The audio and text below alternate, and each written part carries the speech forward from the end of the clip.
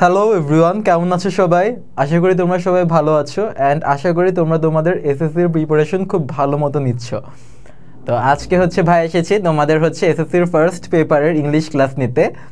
তো ভাই তো সবসময় তোমাদের গ্রামার ক্লাস নেই, তো আজকে একটু ভাইয়ের ফার্স্ট পেপার ক্লাসও করে দেখো কেমন লাগে, ঠিক আছে?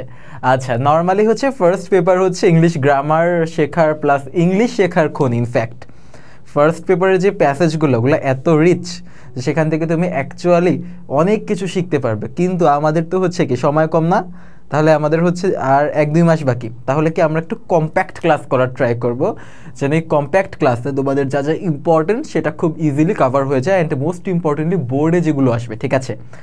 এই দুটো চ্যাপ্টার মিলায় টোটাল কিন্তু আমাদের 5টার মতো প্যাসেজ আছে, কিন্তু আমরা 4টা মোস্ট ইম্পর্টেন্ট প্যাসেজ আর কি সিলেক্ট করেছি। ওকে, রিনিউয়েবল এনার্জি চ্যাপ্টারের দুটো আর রুটস চ্যাপ্টারের দুটো। তো এই দুটো চ্যাপ্টারের যে মোট দুটো করে 4টা যে প্যাসেজ আমরা খুব ভালো মতো পড়বো অ্যান্ড সেগুলোর থেকে যা আসতে পারে সে রিলেটেড কি MCQs, fill in the blanks আমরা একটু প্র্যাকটিস করব। হ্যাঁ, আর আমি সুন্দর করে তোমাদেরকে প্যাসেজগুলো বুঝিয়ে দিব যেন তোমাদের কোশ্চেন অ্যান্সার তোমরা নিজেরা সুন্দর করে লিখতে পারো। হ্যাঁ, ঠিক আছে, তাহলে চলো আমরা একটু ক্লাসটা শুরু করি এখন। ওকে, আচ্ছা। আর আমার পরিচয় আমি রাফিয়াদ রহমান মাহিন, বর্তমানে ঢাকা ইউনিভার্সিটির আইবিতে 3য় বর্ষে পড়াশোনা করছি, 3rd ইয়ারে আর কি। ওকে, দ্যাটস ইট অ্যান্ড অল। আচ্ছা, আমাদের আজকের কি নিয়ে? আমাদের আজকে রিনিউয়েবল এনার্জি সোর্সেস নিয়ে। এবার বলো, রিনিউয়েবল এনার্জি কি? রিনিউয়েবল এনার্জি নবায়নযোগ্য শক্তি। তাহলে ভাই, নবায়নযোগ্য শক্তিটা কি? আমরা তো আশা করি সবাই জানি না। যে দেখো, আমাদের আমাদের অয়েল রিজার্ভ আছে, তারপর কি ন্যাচারাল গ্যাসের রিজার্ভ আছে। অয়েল রিজার্ভ কোথায়? সৌদি আরবে, পুরো আরব কান্ট্রিজগুলো থেকে অয়েল রিজার্ভ। ইনফ্যাক্ট বাংলাদেশে কি অল্প কিছু অয়েলের রিজার্ভ আছে এবং কি ন্যাচারাল গ্যাসের হিউজ রিজার্ভ আছে, খনি আছে, তাই তো? এইসব খনি থেকে কি আমরা অয়েল, ন্যাচারাল গ্যাস এবং আরও অনেক কিছু পাই। কিন্তু এগুলো কি সবসময় থাকবে? এগুলো কি অফুরন্ত? এগুলো কি আনলিমিটেড? এগুলো কিন্তু আনলিমিটেড না, এগুলো কি খুবই লিমিটেড অ্যামাউন্টে, তাই তো? এক সময় কি সব অ্যামাউন্টে কি শেষ হয়ে যাবে। অ্যান্ড আমরা যে প্রতিনিয়ত আমাদের দৈনন্দিন জীবনে শক্তির জন্য এগুলোকে কি অয়েল, আমরা কি তেল থেকে শক্তি পাই, তারপর কি আমরা ন্যাচারাল গ্যাস পুড়িয়ে শক্তি পাই। তা আমাদের যে শক্তির উৎসগুলো আস্তে আস্তে কিন্তু এগুলো শেষ হয়ে যাচ্ছে, তাই তো? তাহলে আমাদের কি করা লাগবে? আমাদের এমন কোনো শক্তি আমাদেরকে আনা লাগবে, এমন কোনো শক্তির দিকে আমাদের যেতে হবে যে শক্তি কি আমরা পুনরুৎপাদন করে ব্যবহার করতে পারি। সেটাই রিনিউয়েবল, ঠিক আছে? যেটাকে আমরা পুনরায় রিনিউ করে আমরা ব্যবহার করতে পারি, ঠিক আছে? তো সেখান থেকে আসছে কি আমাদের রিনিউয়েবল এনার্জি সোর্সেস। তার মানে কি পুনরুৎপাদন করে যেসব শক্তি ব্যবহার করা যায়, অথবা নবায়নযোগ্য শক্তির উৎস। তাহলে আমরা পড়ি একটু। হ্যাঁ, আচ্ছা, এই প্যাসেজটা যে এপিজে আব্দুল কালাম একটি স্পিচ দিয়েছিল একটা সেমিনারে। তো সেই সেমিনারে সে আর কি বলেছিল যে রিনিউয়েবল এনার্জির দিকে কিভাবে আমাদের ঝুঁকা উচিত এখন, যেহেতু কি আমাদের নন রিনিউয়েবল এনার্জি কি খুবই লিমিটেড, খুবই ফাইনাইট অ্যামাউন্টে আছে। সো সেটা কি খুব তাড়াতাড়ি শেষ হয়ে যাবে। তো আমাদের এখন এমন শক্তির দিকে যাওয়া উচিত যেটা আমরা আরও ইউজ করতে পারবো। তো সেই স্পিচটাকেই হাইলাইট করি প্যাসেজটা কি লেখা। তাহলে এই প্যাসেজের আমার আমরা সবসময় কোনো একটা প্যাসেজ পড়ার সময় খুব শুরুতেই সুন্দর মতো একটা জিনিস দেখে নিব যে প্যাসেজটা লেখার উদ্দেশ্যটা কী, ঠিক আছে? এখন সেটা আমরা কিভাবে বুঝবো? সেই জন্য আমাদের প্যাসেজের অ্যাটলিস্ট একটা প্যারা একটু পড়া লাগবে। পড়লে আমরা বুঝবো যে প্যাসেজটা আসলে লেখার উদ্দেশ্যটা কী। সেটা আমাদের কিসে হেল্প করবে? আমাদের এমসিকিউজ থাকে কিছু, যে what the author wants to convey in this passage, সেটা আমাদের অ্যান্সার করতে হেল্প করবে। তারপর আমাদের কোয়েশ্চেন অ্যান্সারে থাকে, হ্যাঁ, খুব শর্টে, write the main theme of the passage in short. তখন কি 2 মার্কের জন্য আমাদের 3 লাইনের মতো, 3টা সেন্টেন্সের মতো কি লেখা লাগে। তখন আমরা খুব শর্টে, যদি আমরা মেইন থিমটা জানি, খুব শর্টে আমরা লিখে ফেলতে পারবো 3টা সেন্টেন্সে। এবং এই 3টা সেন্টেন্সের প্রথম সেন্টেন্স কি হবে? অথর এই প্যাসেজ দ্বারা কি বোঝাতে চায়, ঠিক আছে? কি বোঝাতে চায়, what does the author want to convey through this passage, সেটাকে আমাদের ওই 3 সেন্টেন্সের প্রথম সেন্টেন্স হবে, ঠিক আছে? আমরা আস্তে আস্তে পড়তে পড়তে আরও ভালো করে বুঝবো। চলো আমরা পড়ি। In a speech at the 90th science Congress, তাহলে কি 90তম আমার কি বিজ্ঞান সভায় কোনো দেশে হচ্ছিল, ওই বিজ্ঞান সভার কি 90তম কি সেশনে, 90তম সেশনে Internationally acknowledged scientist and former Indian President Mr. APJ Abdul Kalam mentioned a very important aspect of this mankind's future energy crisis. এত বড় একটা সেন্টেন্স আমরা কিভাবে পড়বো, ভেঙে ভেঙে পড়বো, ঠিক আছে?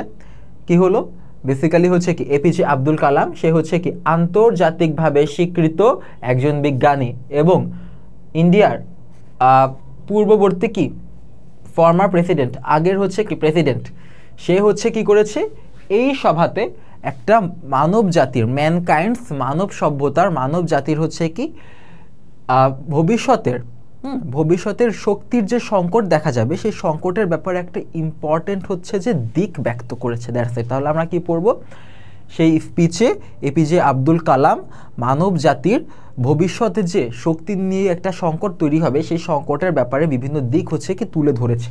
আচ্ছা, এখানে একটা ব্যাপার হচ্ছে কি নোটেবল, তোমরা তাকিয়ে দেখো, এই যে বলো এই যে ইন্টারন্যাশনালি, এটা হচ্ছে কোন পার্টস অফ স্পিচ আমাকে একটু বলবা তোমরা? এই যে ইন্টারন্যাশনাল এটা কোন পার্টস অফ স্পিচ? একটু তাকিয়ে দেখো, এই যে ইন্টারন্যাশনালি কাকে মডিফাই করছে? ইন্টারন্যাশনালি অ্যাকনলেজড সায়েন্টিস্ট, ইন্টারন্যাশনালি ওয়ার্ডটা কাকে মডিফাই করছে? আমরা একটু বাংলায় বলি তাহলে বুঝবো। আন্তর্জাতিকভাবে স্বীকৃত, তাহলে স্বীকৃত ওয়ার্ডটাকে মডিফাই করছে না, তাই তো? স্বীকৃত ওয়ার্ডটাকে হচ্ছে কি মডিফাই করছে কে? ইন্টারন্যাশনালি, তাই তো? তাহলে স্বীকৃত ওয়ার্ডটাকে এখানে অ্যাডজেক্টিভ, তাহলে অ্যাডজেক্টিভকে যে মডিফাই করে তাকে আমরা কি বলি? অ্যাডভার্ব বলি, ঠিক আছে? তাহলে অ্যাকনলেজড অথবা স্বীকৃত এটা হচ্ছে কি অ্যাডজেক্টিভ, এবং অ্যাডজেক্টিভকে যে মডিফাই করে তাকে আমরা কি বলি? অ্যাডভার্ব। এখন অ্যাকনলেজড যে অ্যাডজেক্টিভ সেটা আমরা কিভাবে বুঝবো? দেখো, অ্যাকনলেজড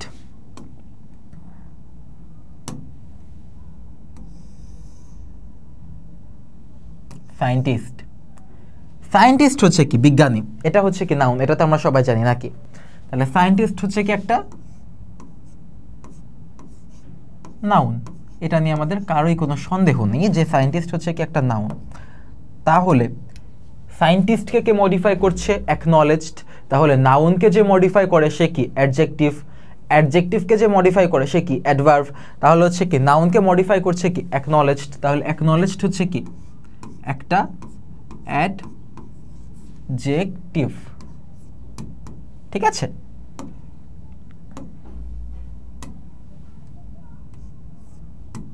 ওকে, অ্যান্ড ইন্টারন্যাশনালি কাকে মডিফাই করছে? অ্যাকনলেজডকে মডিফাই করছে, তাহলে ইন্টারন্যাশনালি হচ্ছে কি একটা অ্যাডভার্ব, ঠিক আছে? আমরা এভাবে হচ্ছে আমরা চেষ্টা করব মোটামুটি গ্রামারের খুব খুচরাপাতি জিনিসগুলো টেক্সটের থ্রুতে যদি আমরা একটু পড়তে পারি তাহলে আমাদের হচ্ছে কি ইংলিশের গ্রামাটিক্যাল বেসটা একটু শক্ত হবে, ঠিক আছে? আচ্ছা, ঠিক আছে, তাহলে হচ্ছে এটা আমরা বুঝলাম। এই এপিজে আব্দুল কালাম হচ্ছে 90তম হচ্ছে কি সায়েন্স কংগ্রেসের সভায় হচ্ছে যে মানব জাতির ভবিষ্যৎ হচ্ছে কি এনার্জি ক্রাইসিস মানে হচ্ছে কি শক্তি সংকট নিয়ে হচ্ছে বিভিন্ন দিক তুলে ধরেছে, ঠিক আছে? আচ্ছা, হি পয়েন্টেড আউট করা মানে হচ্ছে কি চিহ্নিত করা। He pointed out that the era of wood and biomass has almost come to an end. তার মানে হচ্ছে কি আমরা আরেকটা জিনিস সেটা সবসময় খেয়াল রাখবো, কোথাও যদি আমাদের হচ্ছে অলমোস্ট দেখি আমরা,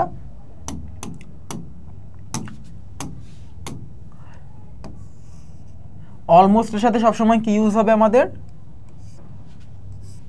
প্রেজেন্ট পারফেক্ট হবে, ঠিক আছে?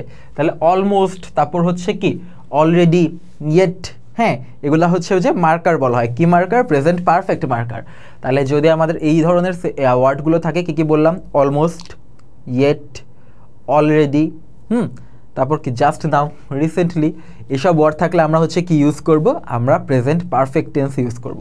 সেটাই কিন্তু করা হয়েছে, has come to an and.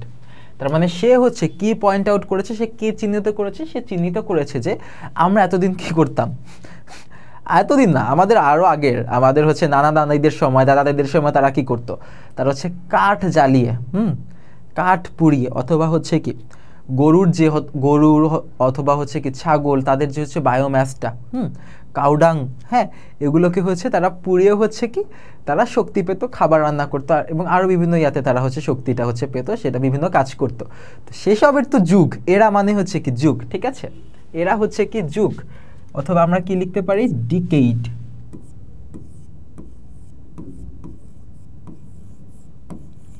সেই যুগ তো শেষ, has come to an end. আচ্ছা, the age of oil and natural gas, এটা কি বর্তমান যুগ। The age of oil and natural gas would soon to be over within the next few decades. তাহলে হচ্ছে কি, এই যে আমাদের এখন যেটা কারেন্টলি চলছে অয়েল তেল, তারপর হচ্ছে কি ন্যাচারাল গ্যাস, এর যুগও কি খুব তাড়াতাড়ি শেষ হয়ে যাবে না? কারণ আমরা এখন অয়েল ইউজ করছি, ন্যাচারাল গ্যাস ইউজ করছি, 100 বছর 200 বছর 300 বছর কখনো না কখনো কি শেষ তো হয়ে যাবে, তাই তো? ইনফিনিট অ্যামাউন্টে তো না। তাহলে সেটাও হচ্ছে কি কিছু আগামী কয়েক যুগের মধ্যে, কয়েক শতাব্দীর মধ্যে হয়তো বা শেষ হয়ে যাবে। ডিকেডস হচ্ছে কি, ডিকেডস হচ্ছে একটা count noun. What is a count noun?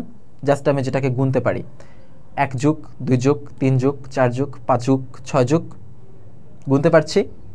ডিকেডস হচ্ছে কি একটা কাউন্ট নাউন। তাহলে একটা জিনিস এখানে আমি ভাইয়া আরেকটা জিনিস একটু মেনশন করে দিতে চাচ্ছি।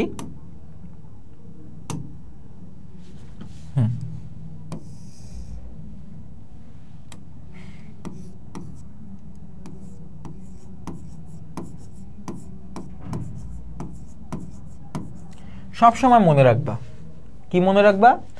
কাউন্ট নাউনের সাথে আমার কি হবে সব সময়? ফিউ।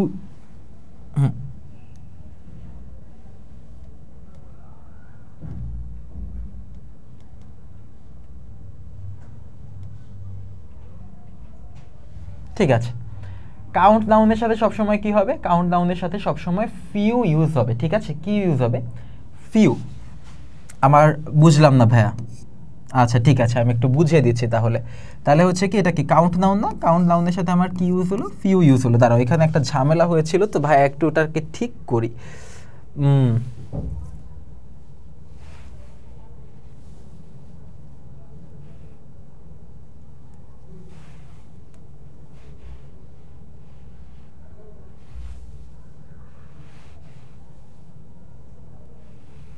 ঠিক আছে, এই যে দেখো একটা জিনিস,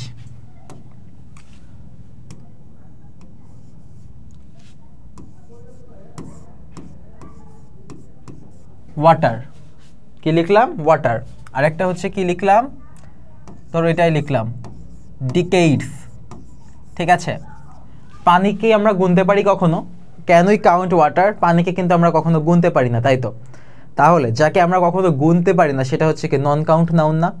অ্যান্ড নন কাউন্টের সাথে আমরা কি কি ডিটারমিনার ইউজ করবো জানো? আমরা ইউজ করবো লিটল। আর ডিকেডস যুগ, 1 যুগ 2 যুগ 3 যুগ 4 যুগ, আরও অনেক কিছু আছে, তাই তো? এরকম যত কাউন্ট নাউন আছে, কাউন্ট নাউনকে কি আমরা গুনতে পারি না? তাহলে কাউন্টের সাথে আমরা কি ইউজ করব? ফিউ। ঠিক আছে, এটা একটা ইম্পর্টেন্ট জিনিস, সেটা তোমরা হয়তো বা ভবিষ্যতে আরও শিখবে, বাট ভাইয়ার মনে হলো এখন একটু দেখিয়ে দেওয়া দরকার, যেহেতু এসেই পড়েছে। লিটল ওয়াটার কেন? কারণ হচ্ছে এটা কি নন কাউন্ট, তাই তো? আর এটা হচ্ছে কি ফিউ ডিকেডস, কেন? কারণ হচ্ছে কি কাউন্ট। ঠিক আছে, তার মানে আমরা হচ্ছে কি করব? আমরা কাউন্টের সাথে কি ইউজ করব? ফিউ ইউজ করব। আর যখন নন কাউন্ট আসবে তার সাথে আমরা লিটল ইউজ করব, কারণ তুই গুনা যাচ্ছে না। ওকে, এবার যেটা বললাম, the age of oil and natural gas would soon to be over within the next few decades. কয়েক যুগের মধ্যে হচ্ছে কি আমাদের হচ্ছে অয়েল, তারপর হচ্ছে কি ন্যাচারাল গ্যাস, সেই যুগও শেষ হয়ে যাবে, কারণ এগুলো তো শেষ হয়ে যাবে, এগুলো তো ফিনিট না। Massive burning of the world's coal reserves may lead to a worldwide ecological disaster. তার মানে কি ম্যাসিভ বার্নিং? এই যে দেখো আমরা কয়লা পুড়াই না? আমরা কি কয়লা পুড়াই? কয়লা পুড়াইও কি আমরা শক্তি পাই? এই যে আমরা যে সবাই হচ্ছে কি আমরা যখন আমরা কয়লা পুড়াই, কয়লা পুড়ানোর মধ্যে আমরা তো প্রচুর কয়লা পুড়াই প্রতিদিন, আমাদের এত শক্তি লাগে, এত শক্তি উৎপাদনের জন্য প্রচুর কয়লা পুড়াতে হয়। এবং এই লেভেলে যে ম্যাসিভ লেভেলে হচ্ছে যে আমাদের কয়লা পুড়ানো হয়, তাতে করে আমাদের আগামী কিছু শতাব্দীর মধ্যে, কিছু ভবিষ্যতের কোনো সময়ের মধ্যে একটা বড় ধরনের ওয়ার্ল্ড ওয়াইড সেটা হচ্ছে কি বিশ্বব্যাপী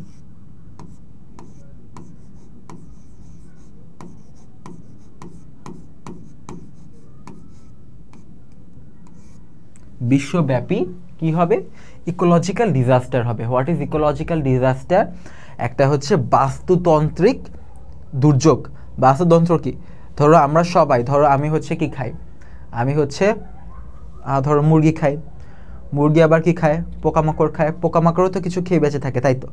তো যেটা হবে যে এই যে এই ব্যাপারটা আমরা একটা শৃঙ্খলা, তাই তো, আমি মুরগি খাই, মুরগি পোকামাকড় খাই, এটাকেই বলা হয় একটা ইকোলজিক্যাল চেইন অথবা ইকোলজিক্যাল অর্ডার। এই যে ইকোলজিক্যাল অর্ডারটাতে একটা ব্যাঘাত ঘটবে, সেটাই হচ্ছে কি বিশ্বব্যাপী ব্যাঘাত ঘটবে। তাহলে এটাই হচ্ছে কি বিশ্বব্যাপী ইকোলজিক্যাল ডিজাস্টার অথবা বিশ্বব্যাপী বাস্তুতান্ত্রিক দুর্যোগ। কখন হবে? যদি আমরা এই যে গণহারে যদি আমরা হচ্ছে কি কয়লা পুরাতে থাকি, ঠিক আছে। কেন হবে? কারণ এই যে কয়লা পুরানো, coal burning emits the highest amount of carbon in the atmosphere. এই যে দেখো, আমরা জানি না কার্বন হচ্ছে কি নিঃসরিত হয়, কিভাবে নিঃসরিত? অনেকভাবে। এই যে আমরা শ্বাস নিচ্ছি তার মাধ্যমে কার্বন নিঃসরিত হচ্ছে। তারপর হচ্ছে কি আমাদের হচ্ছে ধরো অ্যানিম্যাল ফার্মিংয়ের মধ্যে যে গরু পালনের মধ্যেও কিন্তু প্রচুর কার্বন নিঃসরিত হয়। তারপর আমরা ব্যাটারি চালাই, ব্যাটারি চালিত হচ্ছে কি আমরা গাড়ি ইউজ করি, তারপর আমরা হচ্ছে কি তেলের সাহায্যে কি গাড়ি ইউজ করি, এগুলোর থ্রুতেও প্রচুর পরিমাণ হচ্ছে কি কার্বন এমিট হয়। কিন্তু এমিট মানে হচ্ছে কি নিঃসরণ হওয়া, ঠিক আছে, এমিট মানে হচ্ছে নির্গত হওয়া। লিখে দিচ্ছি ভাইয়া, দাঁড়াও।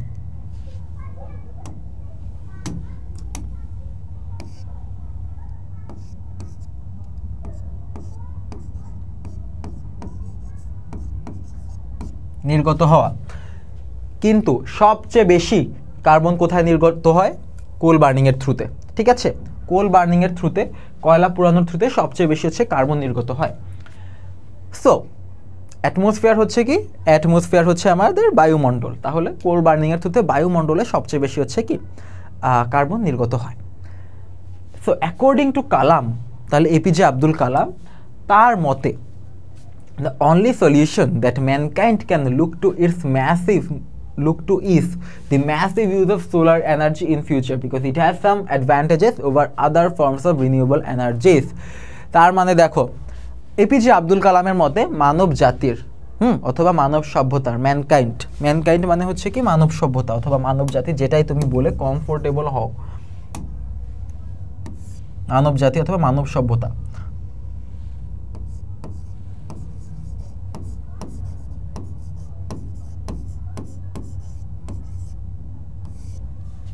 ঠিক আছে, একটাই উপায় আছে মানব জাতির রেহাইয়ের, সেটা হচ্ছে কি দ্য অনলি সলিউশন, যে মানব জাতি হচ্ছে যে সৌরশক্তি ব্যবহার করা শুরু করবে। সৌরশক্তি হচ্ছে কি যে সোলার এনার্জি হচ্ছে কি ব্যবহার করা শুরু করবে।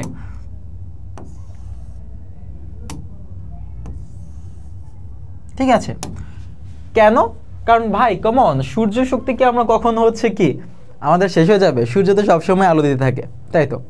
সৌরশক্তি কখনো শেষ হয় না, অ্যান্ড সেজন্য কি এটা আমরা সবসময় পেতে থাকবো। অন্য শক্তির মতো কি এটা কখনো ফাইনাইট না, এটা ইনফাইনাইট, ঠিক আছে। তাহলে সৌরশক্তি আমরা সবসময় পেতে থাকবো, অ্যান্ড এই সৌরশক্তি হচ্ছে কি আমাদের সবচেয়ে বেটার বিকল্প, সবচেয়ে বেটার অল্টারনেটিভ কিসের মধ্যে? অন্য সব ধরনের রিনিউয়েবল এনার্জির সোর্সের মধ্যে, ঠিক আছে। আচ্ছা, ঠিক আছে, চলো এবার আমরা দেখি এরপর কি বলেছে। আচ্ছা, এটা তো আমি তোমাদেরকে শিখালাম, আশা করি তোমাদের মনে থাকবে। হ্যাঁ, আচ্ছা, নাও why has Kalam put so much importance in the issue of energy? কেন হচ্ছে কালাম এত বেশি গুরুত্ব দিয়েছে? The energy sources have always been a major factor of change throughout the history.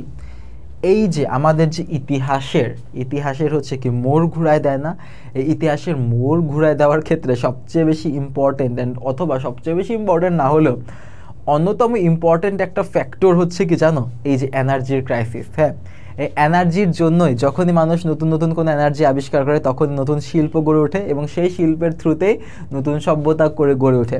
যেমন হচ্ছে কি ইন্ডাস্ট্রিয়াল রেভলিউশন, ঠিক আছে, যখন মানুষ হচ্ছে কি কাপড় বানানো আবিষ্কার করলো, যখন নতুন একটা হচ্ছে কি নতুনভাবে ওরা এনার্জি ইউজ করে কাপড় বানানো শিখলো, মেকানিক্যাল এনার্জি ইউজ করে কাপড় বানানো যখন শিখলো, তখন হচ্ছে কি ইন্ডাস্ট্রিয়াল রেভলিউশন হলো, এবং তার জন্যই কি আজকের আমাদের সভ্যতা, ঠিক আছে। তাহলে দ্য এনার্জি সোর্সেস, এই শক্তির উৎসগুলো সবসময় হচ্ছে কি মানব সভ্যতার ইতিহাসের ওয়ান অফ দোজ ইম্পর্টেন্ট ফ্যাক্টরসগুলোর একটা। The world's petroleum consumption has increased from 3 billion barrels annually in 1930 to 37 billion barrels annually today. তো হ্যাঁ, পেট্রোলিয়াম কনজাম্পশন অবশ্যই বেড়েছে, এটা তো সত্যি। In the next quarter century, আগামী 25 বছরে, এটা মানে হচ্ছে কি আগামী 25 বছরে।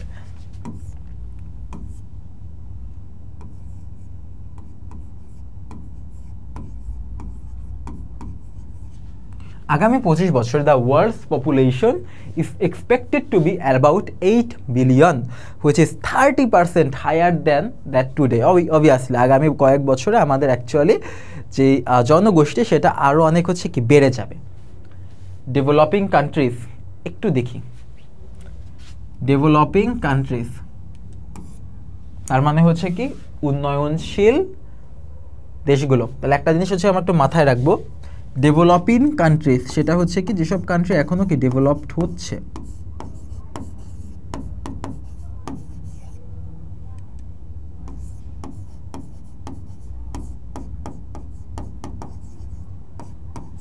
এটা হচ্ছে কি উন্নয়নশীল।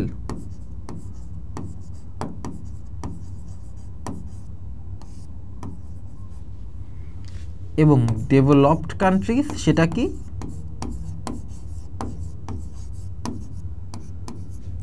উন্নত।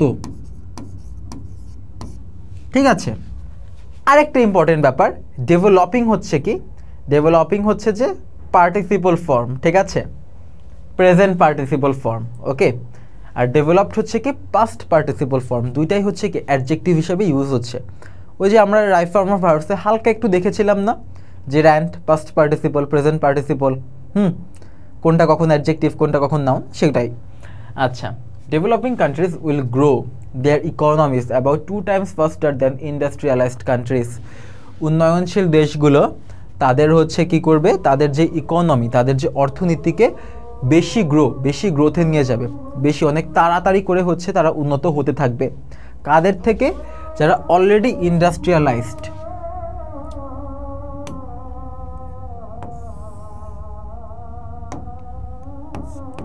শিল্প সমৃদ্ধ।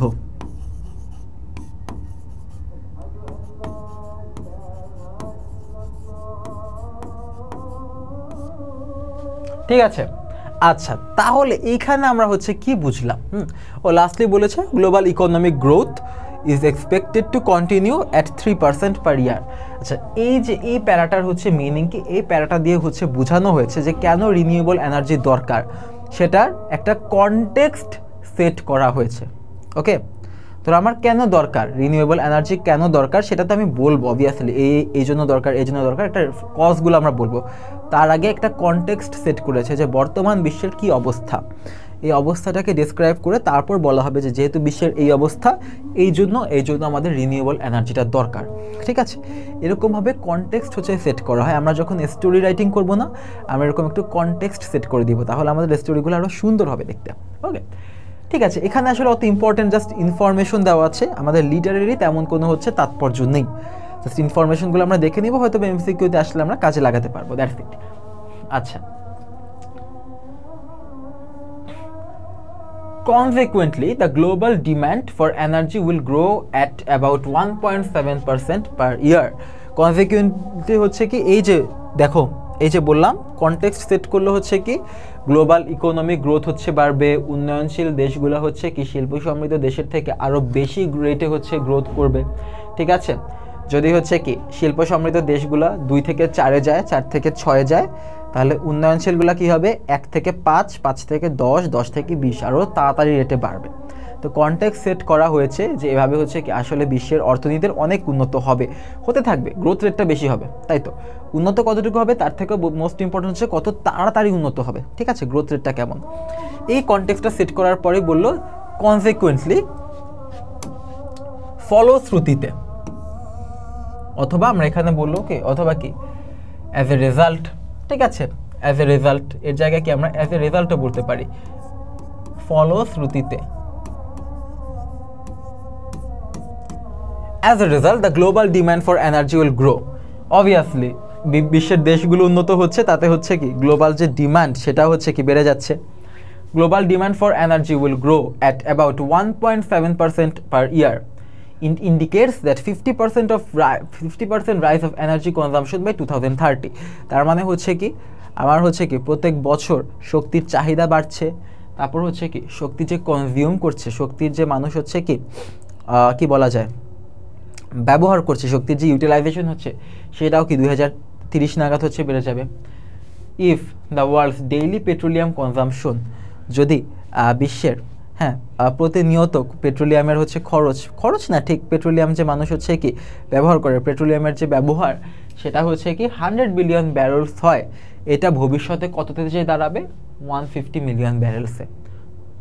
ঠিক আছে, it will rise to 150 million barrels by that time. The pressure of hydrocarbon energy resources is limited. Hydrocarbon কি আমরা জৈব যৌগ পড়েছি না? জৈব যৌগ কি আসলে এই যে তেল, ন্যাচারাল গ্যাস, এগুলোই হচ্ছে কি হাইড্রোকার্বন এনার্জি রিসোর্সেস। ঠিক আছে, তাহলে যদি আমরা বলি what are the hydrocarbon energy resources, সেটা হচ্ছে কি বেসিক্যালি আমাদের কমন যেটা আমি জানি, তেল, ন্যাচারাল গ্যাস, তারপর হচ্ছে কি অকটেন, পেট্রোলিয়াম, এগুলোই। ঠিক আছে, যেগুলো ফাইনাইট লিমিটেড অ্যামাউন্টে, ওইটাই বললাম। The present use of hydrocarbon energy resources is limited and it will not be sufficient. Sufficient মানে হচ্ছে কি, তার মানে এটা হচ্ছে এনাফ হবে না। ঠিক আছে, এটা আমরা বলতে পারি এটা এনাফ হবে না। একটু লিখে দিই, it will not be enough, it will not be enough to meet the future energy challenges of the world. এই যে তার মানে হচ্ছে কি আমার যে কারেন্ট যে তেল, ন্যাচারাল গ্যাস আছে এগুলো কি শেষ হয়ে যাবে, অ্যান্ড অ্যাজ এ রেজাল্ট হবে কি ভবিষ্যতে আমাদের যে এত বেশি এনার্জির দরকার হবে, হ্যাঁ, সেটা আমাদের কি বলা যায় পর্যাপ্ত হবে না। হ্যাঁ, সাফিসিয়েন্ট হচ্ছে পর্যাপ্ত হবে না। ঠিক আছে, আচ্ছা, hence leading industrial nations have begun to make greater use of alternative energy sources mainly known as renewable energy sources. ঠিক আছে, ওই একই কথা, নবায়নযোগ্য, যেটা আমরা বারবার ব্যবহার করতে পারি। এটা কারা শুরু করেছে? যারা লিডিং ইন্ডাস্ট্রিয়াল নেশনস। ঠিক আছে, যারা শিল্পোন্নত দেশগুলা শুরু করেছে। দ্য বটম লাইন মানে কি? বটম লাইন হচ্ছে বেসিক্যালি সার সংক্ষেপ। ঠিক আছে, বটম লাইন হচ্ছে কি সার সংক্ষেপ। হ্যাঁ, সার সংক্ষেপ।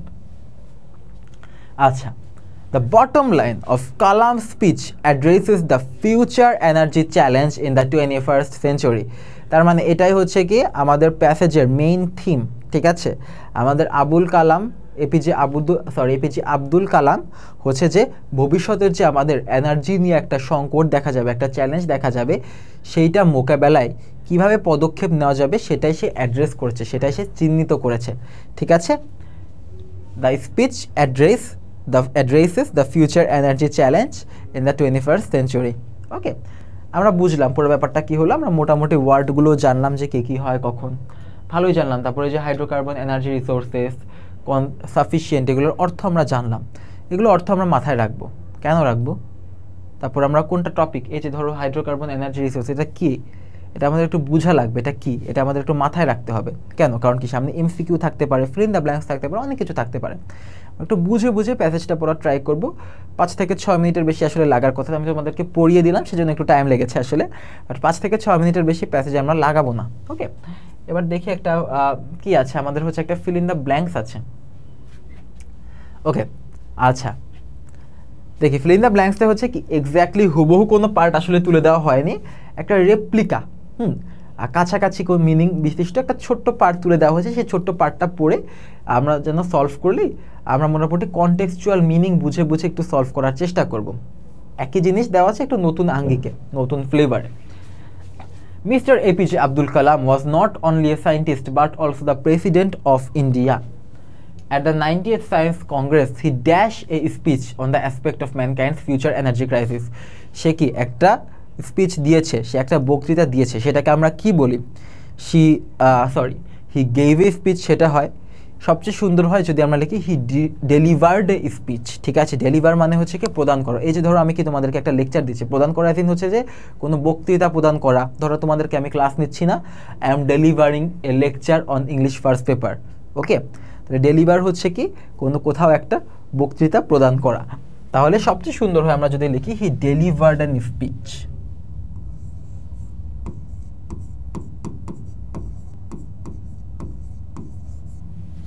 on the aspect of mankind's future energy crisis, মানুষের ভবিষ্যতের হচ্ছে যে শক্তির যে সংঘর্ষ সে ব্যাপারে। He dash pressure on the dash of solar energy. হ্যাঁ, পুট প্রেশার, সে গুরুত্ব দিয়েছে কিসের উপর গুরুত্ব দিয়েছে? সৌরশক্তির ব্যবহারের উপর। He put pressure on the use of অথবা ইউজেজ অফ একটা দিলেই হচ্ছে of solar energy. Dash to the history, the energy sources have always been a major factor of change all the general people should have a dash about the fact। আচ্ছা, এখানে মনে হয় একটা ইয়া হবে, কি বলে, পিরিয়ড দিয়ে, ঠিক আছে। অ্যাকর্ডিং টু দ্য হিস্ট্রির মতে, ইতিহাস মতে এনার্জি সোর্সেসগুলো সবসময় হচ্ছে কি একটা বড় হচ্ছে কি ফ্যাক্টর ছিল ইতিহাসের গতিরেখা পরিবর্তনের, to change the course of history. তাহলে হচ্ছে কি, the according to the history, okay, all the general people should have a dash about the fact. সব মানুষের এই ব্যাপারে জানা উচিত, ঠিক আছে। তাহলে এখানে আসলে দেওয়া যায় কি, should have a knowledge about the fact, অথবা এই ব্যাপারে চিন্তা করা উচিত, should have a concern about the fact. একটা দিলেই হচ্ছে তোমাদের যেটা ইচ্ছা, দুইটাই শুনতে ভালো লাগে অ্যান্ড দুইটাই স্ট্যান্ডার্ড। তাহলে হচ্ছে কি, should have a knowledge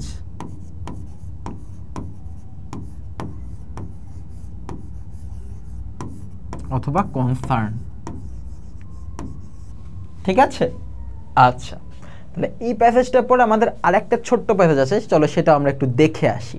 second প্যাসেজটা হচ্ছে আমাদের রিনিউয়েবল এনার্জি সোর্সেসেরই এবার একটু ডিপে যাব। তাহলে প্রথম প্যাসেজে কি হলো, এপিজে আব্দুল কালাম হচ্ছে বিভিন্ন রিনিউয়েবল এনার্জি, তারপর হচ্ছে কি এনার্জি ক্রাইসিস নিয়ে হচ্ছে কি সংকটটা নিয়ে হচ্ছে আমাদের হচ্ছে অ্যাড্রেস করেছে, এই সংকটের ব্যাপারে মানুষকে জানিয়েছে। এবার হচ্ছে কি আমরা কীভাবে সংকট থেকে হচ্ছে উত্তরণ পাবো, তাহলে এই যে আমাদের রিনিউয়েবল এনার্জি টার্মটা যে এসেছিল সেই ব্যাপারে আরও ইনডেপথ আমরা আসলে এবার একটু দেখব।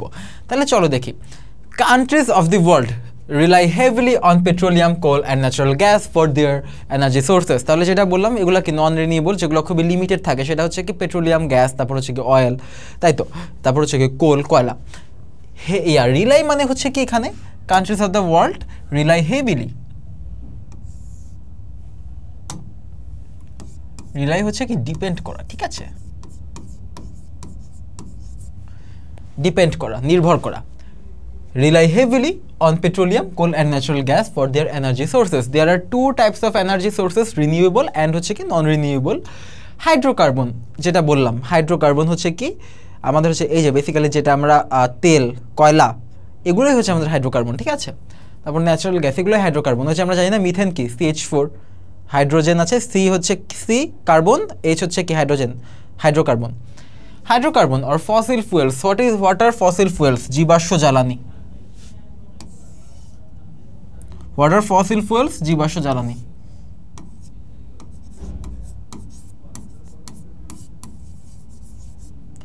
এখন জীবাশ্ম জ্বালানির ব্যাপারটা কি, জীবাশ্ম জ্বালানি জিনিসটাই বা কি?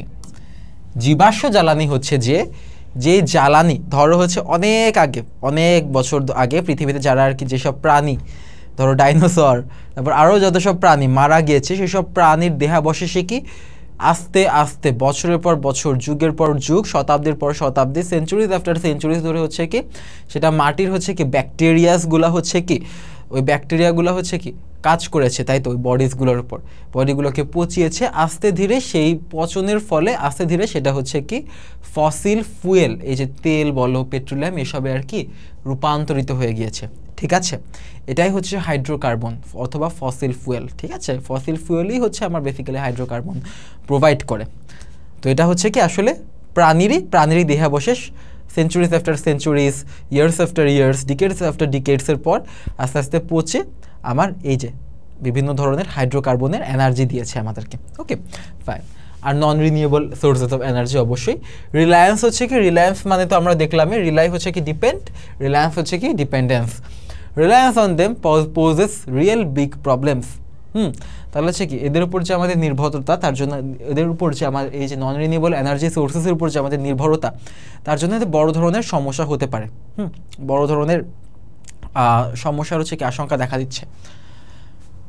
কি first, fossil fuels such as oil, coal, gas are finite energy resources and the world eventually will run out of them।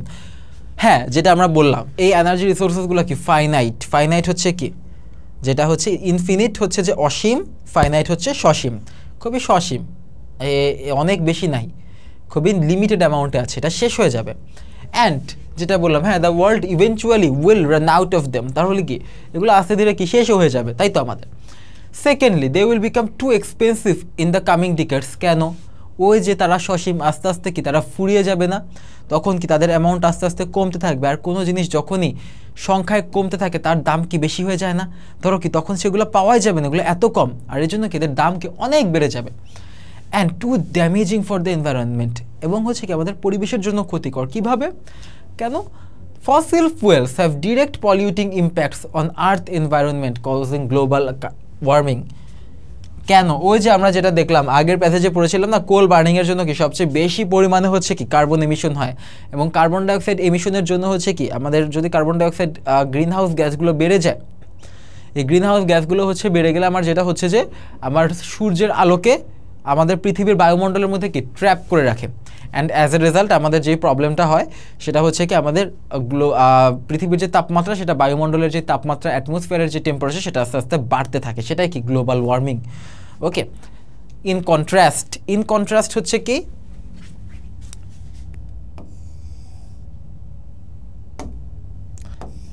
অন্যদিকে, ঠিক আছে,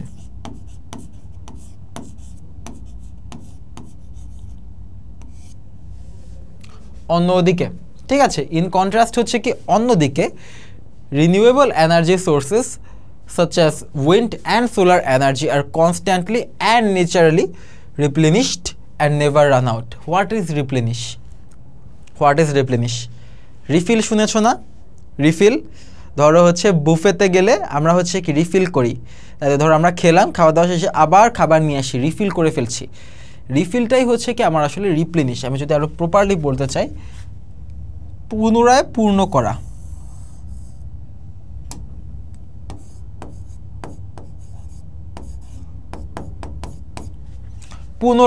করা, ঠিক আছে।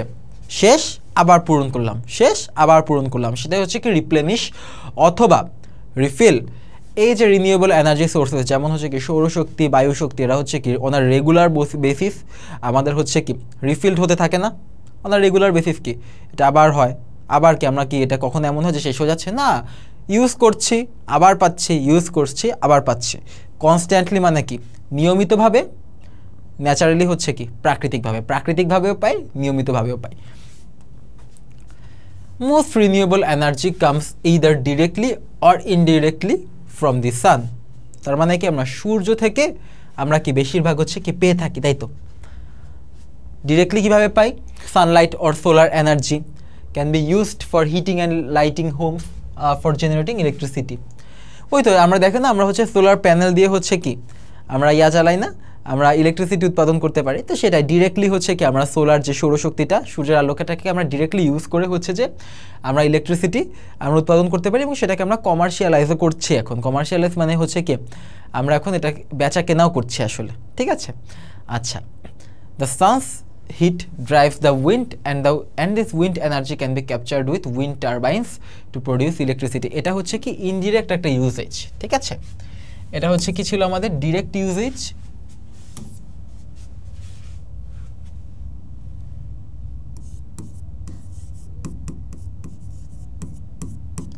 আর এখানে হচ্ছে কি একটা ইনডিরেক্ট ইউজেজের কথা হচ্ছে বলা আছে,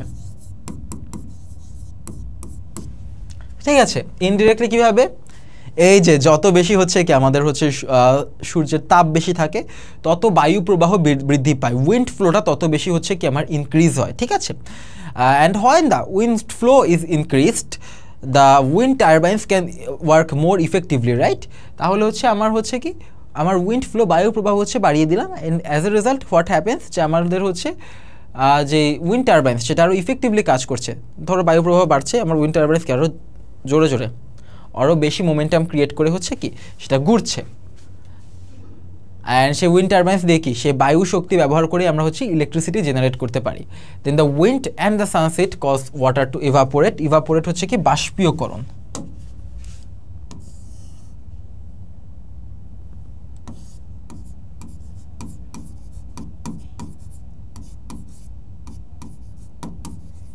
বেসিক্যালি পানি থেকে জলীয় বাষ্পে যাওয়া, ঠিক আছে। আচ্ছা, ও আচ্ছা, ভালো কথা। ক্যাপচার্ড মানে হচ্ছে কি জানো তোমরা? ক্যাপচার্ড মানে হচ্ছে ধারণ করা, ধরে রাখা। তো যেটা বললাম ওই যে উইন্ড টারবাইন্স দিয়ে আমরা হচ্ছে কি বায়ু প্রবাহটাকে ধরে রেখে তারপর হচ্ছে কি ইলেকট্রিসিটি উৎপাদন করব। ওকে, যেটা বলছিলাম আমার হচ্ছে ইভাপোরেট, ভেইপার মানে হচ্ছে কি জলীয় বাষ্প, ইভ্যাপোরেট হচ্ছে কি জলীয় বাষ্পকরণ। তাহলে আমরা কি বায়ু শক্তি এবং হচ্ছে কি সৌরশক্তির থ্রুতে, এই দুটোর থ্রুতে হচ্ছে আমরা কি করতে পারছি, আমরা হচ্ছে বাষ্পীয়করণ করতে পারছি। এবার when the water vapor turns into rain or snow and flows downhill into rivers or streams, its energy can be captured as hydroelectric energy. তাহলে আমরা কয় ধরনের এনার্জি দেখলাম সোফার? আমরা হচ্ছে উইন্ড এনার্জি দেখলাম, সোলার এনার্জি দেখলাম এবং হাইড্রোইলেকট্রিক এনার্জি দেখলাম। হাইড্রোইলেকট্রিক এনার্জি কি? হাইড্রোইলেকট্রিক এনার্জি হচ্ছে যে পানি দিয়ে আমার হচ্ছে কি বিদ্যুৎ, পানি বিদ্যুৎ এনার্জি, ঠিক আছে, পানি বিদ্যুৎ শক্তি, ঠিক আছে, জল বিদ্যুৎ। ওকে, কি ওই যে পানি হচ্ছে কি বৃষ্টির থ্রুতে পানি নেমে আসছে, পানি গড়িয়ে গড়িয়ে বৃষ্টির থ্রুতে হচ্ছে কি পাহাড় থেকে পড়ে, সেটাকে আমরা বাঁধ দেই না, একটা ড্যাম দিয়ে, একটা ড্যামের থ্রুতে সেটাকে বাঁধ দিয়ে হচ্ছে আমরা কি করছি, আমরা হচ্ছে বিদ্যুৎ উৎপাদন করি। আমাদের কাপ্তাইয়ে কিন্তু আসলে এরকম আছে, আমি দেখতে গিয়েছিলাম, খুব সুন্দর দেখতে। Along with the rain and snow, sunlight causes plants to grow.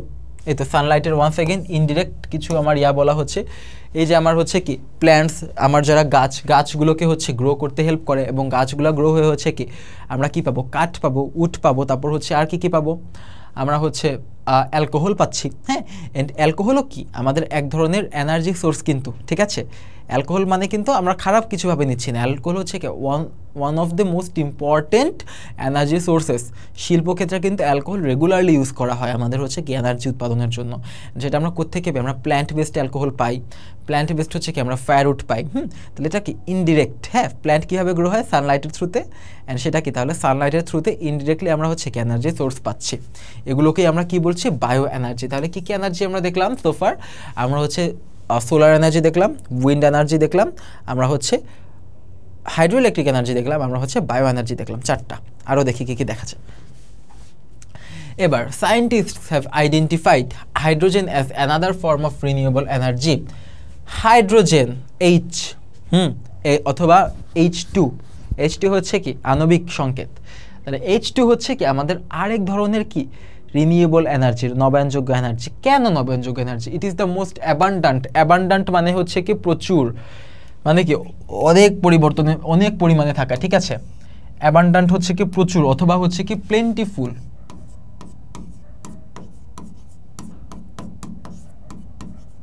Abundant হচ্ছে কি প্লেন্টিফুল অথবা কি প্রচুর, প্রচুর পরিমাণে যেটা হচ্ছে কি পাওয়া যায়। আমরা কি প্রকৃতিতে প্রচুর পরিমাণে hydrogen pi. It is the most abundant element in nature, but it does not exist separately as a gas. But আমরা কি শুধু H2 হিসাবে পাই না, কিভাবে পাই, হয়তো বা পানি হিসাবে থাকে, তারপর আরও কি থাকে, হাইড্রোজেন সালফাইড হিসাবে থাকে, মিথেন হিসাবে থাকে, CH4 হিসাবে থাকে। It is always combined with other elements such as oxygen to make water, তার মানে যেটা বললাম মাত্র, পানি হিসাবে কি এই অক্সিজেনের সাথে যুক্ত থাকে, H2 হিসাবে থাকে, পানি বানায়। Hydrogen separated from another element can be burned as a fuel two produce electricity. পানি থেকে H2O থেকে ধরো আমরা হচ্ছে যে ইলেকট্রোলাইসিস করে হাইড্রোজেন আর অক্সিজেন হচ্ছে বের করে যখন ফেলবো, সেই হাইড্রোজেন দিয়েই হচ্ছে কি আমরা ইলেকট্রিসিটি প্রডিউস করতে পারবো, ঠিক আছে। এটাই বেসিক্যালি ইলেকট্রোলাইসিস প্রসেসটা, এই যে আমরা সেপারেট করছি, সেপারেটের প্রসেসটাতে আমাদের ইলেকট্রিসিটি উৎপাদন হচ্ছে। তাহলে যখন আমরা হাইড্রোজেনকে তার হচ্ছে H2O অথবা হচ্ছে কি H2S যেভাবেই থাকুক না কেন, আমরা যখন হাইড্রোজেনকে আলাদা করতে যাব, সেপারেট করতে যাব, তখন হচ্ছে কি আমাদের ইলেকট্রিসিটি প্রডিউস হবে। সেটাই হচ্ছে কি আমাদের হাইড্রোজেনের থ্রুতে যে আমরা এনার্জি পাই, নতুন একটা energy source. Our earth's interior contains molten lava. Molten মানে হচ্ছে কি গলিত, মোল্টেন হচ্ছে কি গলিত।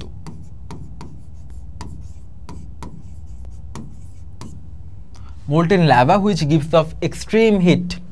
গিভস অফ মানে হচ্ছে কি যেটা প্রচুর, হ্যাঁ, গিভস অফ মানে হচ্ছে কি প্রচুর পরিমাণে দেয় অথবা উৎপন্ন করে। তাহলে আমাদের হচ্ছে আর্থ ইন্টেরিয়র, ইন্টেরিয়র ইংলিশ কি, ইন্টেরিয়র এক্সটেরিয়র থাকে না। ইন্টেরিয়রে আমার যদি বাংলা, আমি প্রপার বাংলা হচ্ছে যে এখানে ওভাবে হয়তো এক্সপ্রেস করা যাবে না, যদি আমরা তাও বলতে চাই ইন্টেরিয়রের প্রপার বাংলা হচ্ছে যে ধরো ভিতরের অবস্থা, ঠিক আছে। ধরো আমাদের পৃথিবীর ভিতরের যে ভূগর্ভের যে অবস্থা সেটাই হচ্ছে কি ইন্টেরিয়র, হ্যাঁ, ইন্টেরিয়র ভিতরের situation, that's it. For example আমি যদি আরও বলতে চাই, ধরো হচ্ছে যে কি বলে, ধরো একটা আর্কিটেক্ট, ধরো আমাদের একটা বাসা আছে, বাসার বাইরের দিয়ে যে অবস্থা সেটা হচ্ছে আমাদের এক্সটেরিয়র, আর বাসার ভিতরের যে আমাদের যে ফার্নিচার তারপর হচ্ছে কি ডিজাইন, এগুলো হচ্ছে ইন্টেরিয়র, ঠিক আছে। আচ্ছা, অভ্যন্তরীণ অবস্থা, অভ্যন্তরীণ, ঠিক আছে, এটা হচ্ছে আমাদের ইন্টেরিয়রের প্রপার বাংলা বলা যায়। তাহলে আমাদের পৃথিবীর অভ্যন্তরে কি আছে, গলিত লাভা আছে। এই গলিত লাভার জন্য কি প্রচুর পরিমাণে তাপ উৎপন্ন হয়, তাই তো, প্রচুর পরিমাণে তাপ উৎপন্ন হয়, which gives off extreme heat. This heat inside the earth produces steam. Steam হচ্ছে কি বাষ্প। এই যে আমাদের যে ভূগর্ভে এত বেশি তাপ, তার জন্য হচ্ছে কি বাষ্প উৎপন্ন হয়। কীভাবে বাষ্প উৎপন্ন হয়, এই যে আমাদের ভূগর্ভেও কি প্রচুর পানি আছে না, অ্যাবান্ডেন্ট অনেক পানি আছে, সে পানি হচ্ছে কি এই মোল্টেন লাভার তাপে বাষ্প হয়ে যায়, হ্যাঁ, এবং বাষ্প উৎপন্ন হয়। এই যে স্টিমটা প্রডিউস হয়, স্টিম অ্যান্ড ওয়াটার, এইটা হচ্ছে কি জিওথার্মাল এনার্জি হিসাবে ব্যবহার হতে পারে। জিওথার্মাল এনার্জি কি, ভূতাপীয় শক্তি।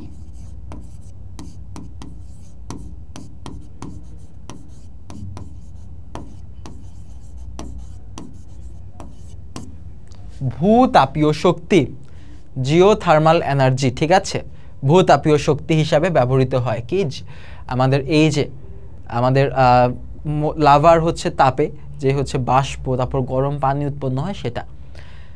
অ্যান্ড কীভাবে ওই যে ইলেকট্রিসিটি আমরা প্রডিউস করতে পারবো সেটা দিও। Ocean energy comes from several sources. Ocean energy হচ্ছে কি, ওশিন এনার্জি হচ্ছে যে সমুদ্রের এনার্জি, যেটা ocean's forces of tide and wave can be use to produce electricity and energy. তাহলে হচ্ছে কি এই যে আমার যে সমুদ্রের হচ্ছে কি কি বলে টাইড হচ্ছে কি স্রোত, তারপর ওয়েভ হচ্ছে কি ঢেউ। তাহলে এই স্রোত এবং ঢেউগুলো, টাইড হচ্ছে স্রোত, সবসময় মনে রাখবা, টাইড হচ্ছে কি স্রোত অ্যান্ড ওয়েভ হচ্ছে কি ঢেউ। এই স্রোত এবং ঢেউগুলো দিয়ে আমরা কি হয়, আমাদের হচ্ছে আমরা এনার্জি প্রডিউস করতে পারি। কীভাবে, ওই যে হাইড্রো ইলেকট্রিক এনার্জি হতে পারে, আমরা বাঁধ দিলাম, সেই গতি, আমার যে টাইডের যে গতিটা, স্পিডটা, সেই স্পিডটাকে কাজে লাগিয়ে সেখান থেকে আমরা কাইনেটিক এনার্জি পাবো, তারপর কাইনেটিক এনার্জিকে আমরা ইলেকট্রিক এনার্জিতে ট্রান্সফর্ম করে নিব, ঠিক আছে। আচ্ছা, the surface of the ocean, surface হচ্ছে কি পৃষ্ঠ, পৃষ্ঠ তার মানে উপরিতল, হ্যাঁ, উপরিতল, তার মানে হচ্ছে যে সমুদ্রের যে উপরের তল, সমুদ্র তো অনেক গভীর, একদম উপরের যে লেয়ারটা, উপরের যে তলটা, সেটা হচ্ছে কি সূর্যের থেকে আরও বেশি হচ্ছে কি তাপ পায় না, gets more heat from the sun than its deeper parts. তাহলে হচ্ছে কি সূর্য থেকে আরও বেশি হচ্ছে কি তাপ পায় কোনটা, উপরের পার্টটা, তাহলে সেটাও আমরা কাজে লাগাতে পারি। This temperature difference can be used as energy source. তাহলে এই যে উপরের লেয়ারের যে শক্তি আর নিচের লেয়ারের, উপরের লেয়ারের যে হচ্ছে কি তাপমাত্রা, কারণ কি বেশি হিট পাচ্ছে, তাহলে কি বেশি তাপমাত্রা, নিচের লেয়ারের যে কি তাপমাত্রার একটা পার্থক্য আছে না, সেটা দিয়ে হচ্ছে কি আমরা এনার্জি হচ্ছে উৎপন্ন করতে পারি। কিভাবে, ওই যে তাপমাত্রার পার্থক্য ms ডেল থিটা কিউ, ঠিক আছে। আচ্ছা, এবার যে আমরা প্যাসেজটা পড়লাম, সেই প্যাসেজের সাথে আমাদের হচ্ছে হালকা একটু মডিফাই করে খুবই শর্ট প্যারাগ্রাফের মধ্যে একটা ফিল ইন দ্য ব্ল্যাঙ্কসের এক্সারসাইজ আমরা করি, কারণ এরকম এক্সারসাইজই আসলে আমাদের আসে, হ্যাঁ, যে প্যাসেজের হুবহু প্যাসেজ না, বাট প্যাসেজের একটু হালকা মডিফাই করে ওই প্যাসেজেরই একটু নতুন নতুন ওয়ার্ড দিয়ে মডিফাই করে আমরা আসলে ফিল আপ করে দিতে পারি, তাহলে স্ট্যান্ডার্ড হয় আমাদের লেখাটা আসলে আরও। দেখি, dash dependence on fossil fuels poses a great threat to dash our environment. Okay, excessive dependence অথবা কি হেভি ডিপেন্ডেন্স, হ্যাঁ, তাহলে দেখো ডিপেন্ডেন্স হচ্ছে কি একটা নাউন, তাহলে এর আগে আমার হচ্ছে কি দিতে হবে, একটা অ্যাডজেক্টিভ দিতে হবে, তাহলে আমরা যে কোনো ইচ্ছা দিতে পারি, আমরা দিতে পারি কি হেভি ডিপেন্ডেন্স, ওকে, একটা অ্যাডজেক্টিভ হলো হেভি, অথবা কি এক্সেসিভ ডিপেন্ডেন্স, যেটা ইচ্ছা তোমাদের, যেটা ইচ্ছা সেটাই দিতে পারো, কোনো সমস্যা নেই, দুইটাই হবে। চলো আমি দুইটা লিখে দিই, তোমাদের যেটা ভালো লাগে সেটা দিয়ে দিলাম।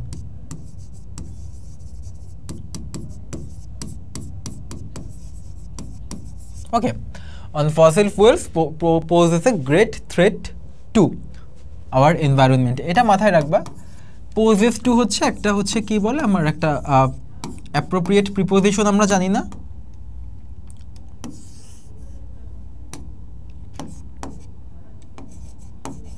এটা হচ্ছে আমাদের একটা অ্যাপ্রোপ্রিয়েট প্রিপোজিশন, ঠিক আছে, পোজেস টু।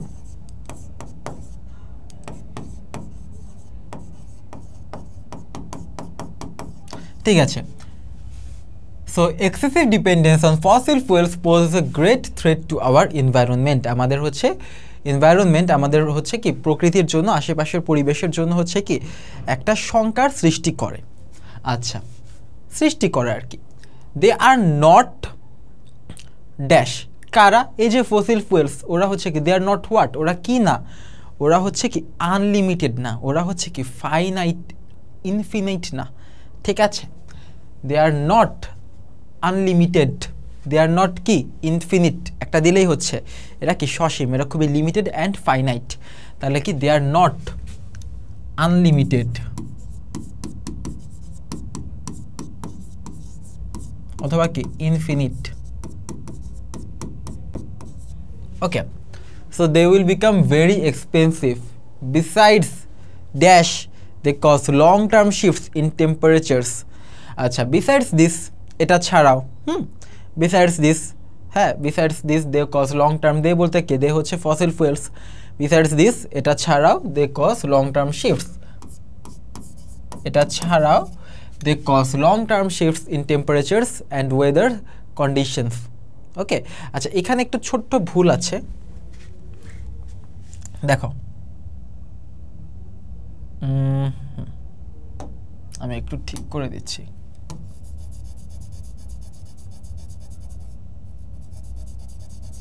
হ্যাঁ, ঠিক আছে।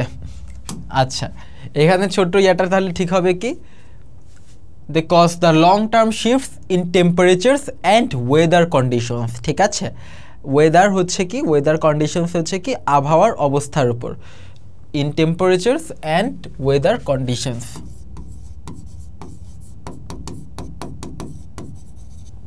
ঠিক আছে, গেলাম, পারবো, এটাগুলো আমরা আসলে পারবো, একটা প্যাসেজটা একবার পড়লেই আমরা পারবো। আচ্ছা, আমরা হচ্ছে কি পড়েছি না, এবার প্যাসেজটা একটু চলো আমরা দেখি এমসিকিউগুলো পারি নাকি।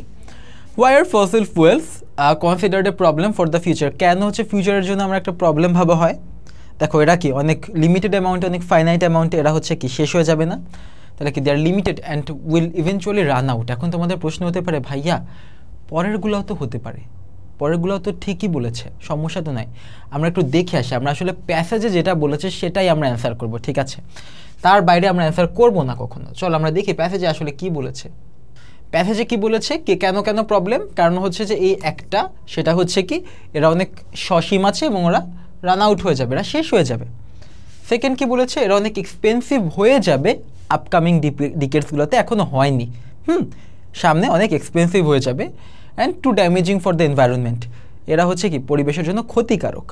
কিভাবে ক্ষতিকারক সেটা আমরা হয়তোবা জানি, কিন্তু প্যাসেজে কি বলা হয়েছে কিভাবে ক্ষতিকারক, বলা হয়নি। আর লাস্টলি হচ্ছে কি পলিউটিং ইম্প্যাক্টস আছে এই আর কি বলে ফসিল ফুয়েলসের হচ্ছে কি পলিউটিং ইম্প্যাক্টস আছে, সেটা কিভাবে কি বলে গ্লোবাল ওয়ার্মিং বৃদ্ধি করে। Fossil fuels have direct polluting impact on earth's atmosphere causing global warming, ঠিক আছে। এখন তার মানে হচ্ছে কি দেখো, সব জায়গায় বলা হয়েছে, ঠিক আছে, আমি জানি পরিবেশের জন্য ক্ষতি করে, কিন্তু কোশ্চেনে কি কোথাও বলা, প্যাসেজের মধ্যে কোথাও কি বলা হয়েছে যে কিভাবে করে? আমরা হয়তো বা জানি যে কার্বন ডাইঅক্সাইড গ্যাস হচ্ছে রিলিজ করে, অনেক আরও বিভিন্নভাবে হচ্ছে যে ক্ষতি করে, কিন্তু প্যাসেজে কি সেটা বলা হয়েছে এক্সপ্লিসিটলি, সুন্দর করে কি মেনশন করা হয়েছে? না, হয়নি কিন্তু। তাহলে আমরা একটু ভালো মতো এমসিকিউটা দেখি, যে কোথাও কিন্তু বলা হয়নি যে হচ্ছে কি গ্যাস রিলিজ করে, এটা আমরা তো জানি, আমরা ইন্ট্রিনসিক্যালি কি জানি, বাট কোশ্চেনে তো বলা হয়নি কোথাও যে গ্যাস রিলিজ করে, রাইট? বলা হয়নি। এবার একটু চলো দেখি আমরা, আমাদের হচ্ছে কি এরা হচ্ছে কি লিমিটেড, এটা কোশ্চেনে একদম ভালো প্যাসেজে ভালো মতো বলা হয়েছে যে হচ্ছে কি এরা হচ্ছে কি লিমিটেড এবং শেষ হয়ে যাবে। আরেকটা হচ্ছে কি they release harmful gases into the atmosphere, হ্যাঁ এটা আমরা জানি, এটা আমরা খুব ভালো করে জানি, কিন্তু এটা আমার প্যাসেজে তো কোথাও বলা হয়নি, তাহলে এটা তো হবে না। They can cause long term environmental damage, হ্যাঁ ওরা এনভায়রনমেন্টাল ড্যামেজ করে, কিন্তু লং টার্ম নাকি শর্ট টার্ম সেটা তো বলা হয়নি। দেখো এই যে তাকায় দেখো, বলা হয়েছে হ্যাঁ the fossil fuels have direct polluting impacts on earths environment, কিন্তু লং টার্ম নাকি শর্ট টার্ম বলা হয়েছে, আমরা হয়তো বা জানি যে একটা লং টার্ম ইম্প্যাক্টই পড়ছে, কিন্তু প্যাসেজে কোথাও বলা আছে? প্যাসেজে যদি বলা না থাকে আমরা তো এটা অ্যান্সার করতে পারবো না, কারণ আমার তো এমসিকিউ কি প্যাসেজ থেকে, তাই তো? তাহলে কি এটাও কি হবে না? এই যে ওকে, এটা হবে না, কারণ প্যাসেজে কোথাও বলে নেই। অলরেডি দুইটা আমার সত্যি আমরা জানি, বাট এটা তো হবে না, কারণ প্যাসেজে বলা নেই। They are expensive but easy to produce, না এমন কোথাও বলে নাই যে তারা খুব ইজিলি প্রডিউস করা যায়, এমন কোথাও কিচ্ছু বলা নেই কোনো প্যাসেজে। আর they are expensive not now, they will be expensive in the coming decades, তাহলে এটাও কি আউট? একটাই আমার থাকে, সেটা হচ্ছে কি okay, they are limited and will eventually run out. এবার which of the following is not fossil fuel, কোনটা ফসিল ফুয়েল না? Solar energy. সোলার এনার্জি হচ্ছে কি আমার রিনিউয়েবল এনার্জি, এটা তো ফসিল ফুয়েল হতে পারে না। এবার দেখি what is biomass according to the passage, ওই যে মনে করে দেখি আমরা বায়োম্যাসের হচ্ছে কি এই যে along with the rain and snow sunlight causes plants to grow, plants produce biomass, কোনটা? plants হচ্ছে biomass produce করে, which can be turned into fuel such as firewood, alcohol. plants হচ্ছে কি করে? biomass produce করে, তার মানে কি plant based material না, biomass হচ্ছে কি plant based material, যেমন firewood, plant based alcohol এগুলা। তাহলে এবার একটু দেখি biomass ব্যাপারটা আসলে কি। what is biomass according to the passage? plant material then that can be used as fuel, ঠিক আছে? plant derivative, plant থেকে যেসব পাওয়া যায়, plant derivative or plant material that can be used as fuel, এটা। আরেকটাতে আমাদের অপশন হচ্ছে আমাদের মনে হতে পারে, এটা আমাদের মনে হতে পারে the sun's energy is stored in plants, আসলে না। হ্যাঁ আমার ঠিক আছে, আমার সৌরশক্তি তো কি বলে সানস এনার্জি, সোলার এনার্জি কি প্ল্যান্টের মধ্যে অবশ্যই আছে, কিন্তু সেটা কিন্তু বায়োম্যাস না। বায়োম্যাস হচ্ছে কোনটা? যেটা আমরা একদমই প্ল্যান্ট বেসড ম্যাটেরিয়াল, যেটা থেকে আমি ডিরেক্টলি এনার্জি পাই, সেটা। ওকে ফাইন, তাহলে এটা হচ্ছে কি হবে না আমাদের।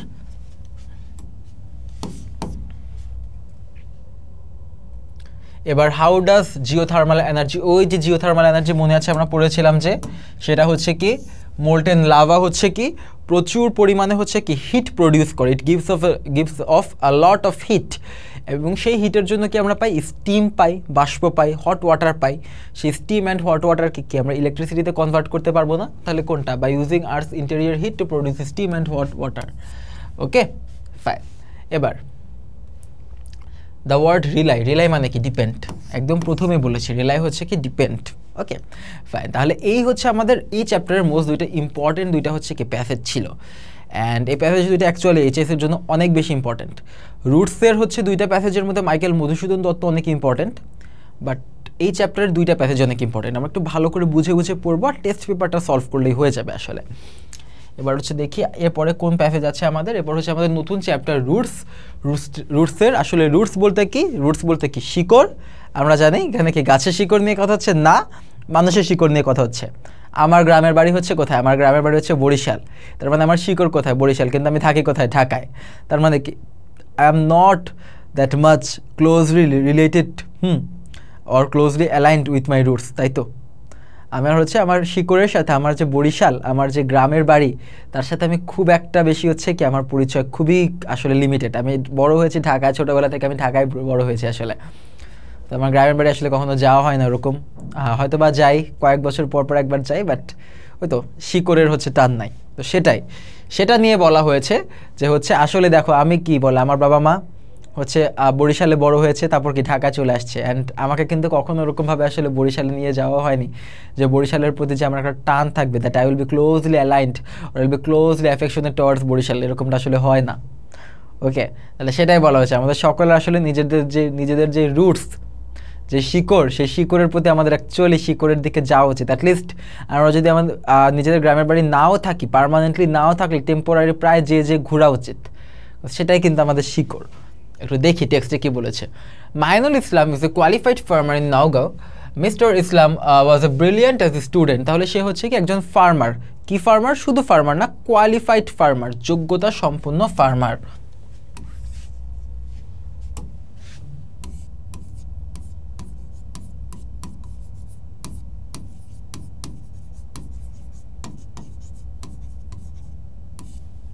যোগ্যতা সম্পন্ন ফার্মার। নওগাঁতে সে হচ্ছে ব্রিলিয়ান্ট অ্যাজ এ স্টুডেন্ট ছিল, সে একজন স্টুডেন্ট হিসাবে খুব ব্রিলিয়ান্ট ছিল, মেধাবী ছিল। He took his higher education from Bangladesh Agricultural University in Mymensingh. তাহলে সে হচ্ছে কি তার পড়াশোনা কমপ্লিট করেছে, কোথেকে কমপ্লিট করেছে? বাংলাদেশ কৃষি বিশ্ববিদ্যালয় থেকে কমপ্লিট করেছে higher education, under graduation. He then came back home and started advanced farming. সে হচ্ছে এরপর কী করলো? নর্মালি কি হয়, আমরা হচ্ছে যারা হচ্ছে ধরো পড়াশোনা করার পর কি বিদেশ চলে যেতে চাই না, অথবা দেশে বড় বড় চাকরি করতে চায় না, কিন্তু সে কী করেছে? সে হচ্ছে নিজের গ্রামেই ফিরে এসেছে, ঠিক আছে। He then came back home and started advanced farming. সে হচ্ছে কি উন্নত কৃষি